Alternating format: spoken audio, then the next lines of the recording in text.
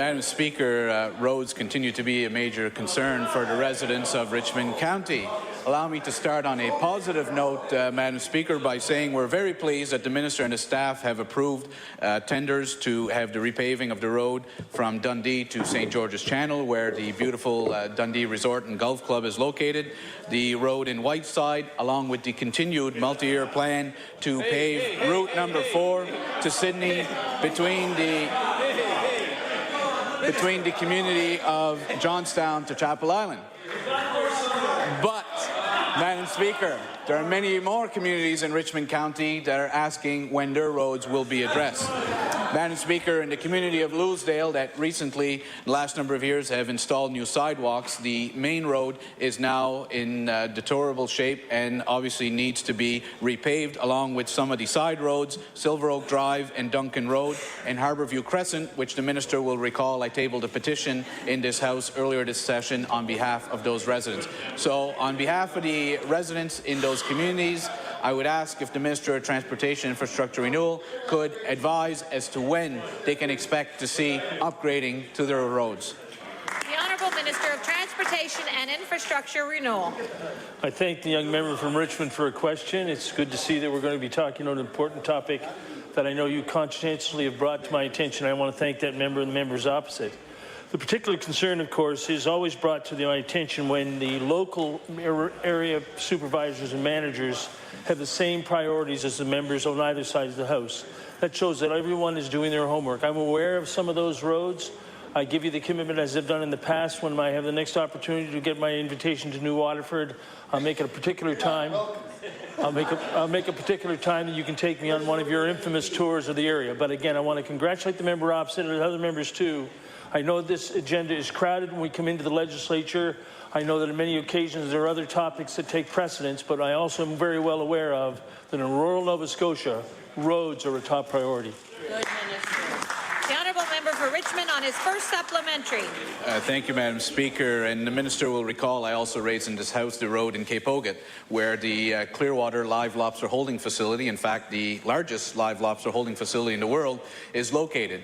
This road has become deteriorated as well and has become a safety hazard for both the employees of that facility and local residents. As well, the main road in Petit de Gras, what's commonly known as the stretch to Butterville, has become in terrible shape as well.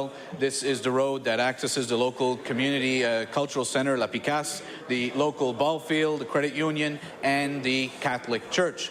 I would again ask the Minister if he could advise as to when the residents in Cape Oget and along Petit de Gras can expect to see action on their roads. The Honourable Minister of Transportation and Infrastructure Renewal. Thank you, Madam Speaker. And that sort of local input is important to this minister, because I have been very candid with the member opposite. I've never heard of the stretch to Butterville, but I'm sure you that when the time comes, we will have the opportunity to see that particular stretch of that road. Again, I want to bring it forth because I know there's members opposite who have a working relationship with myself as a minister. It's important that I continue to hear from you with local priorities, but I urge you in turn to make sure that your priorities are on the same page as local staff. The Honourable Member for Richmond on his final supplementary.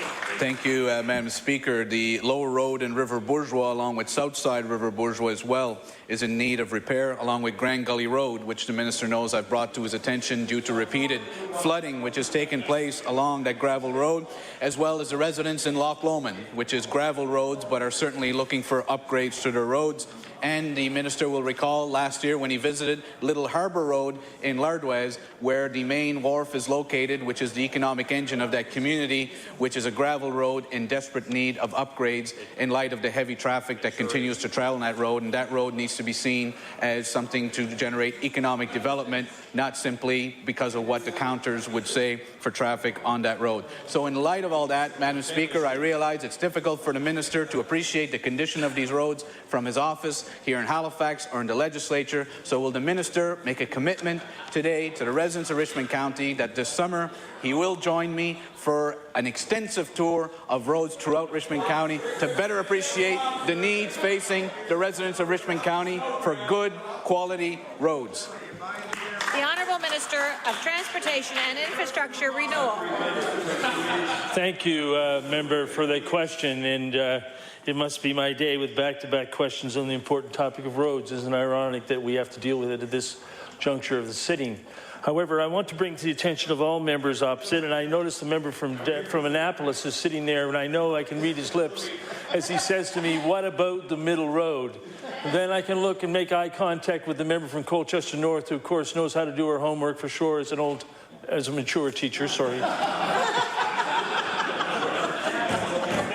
The commitment that I will give to the members of this House on all sides is that I will continue to listen to members as they bring forth their priorities, and I will assure you that I'll make sure the shocks in my Jeep are in good order before I tour the roads of Richmond County with the member opposite.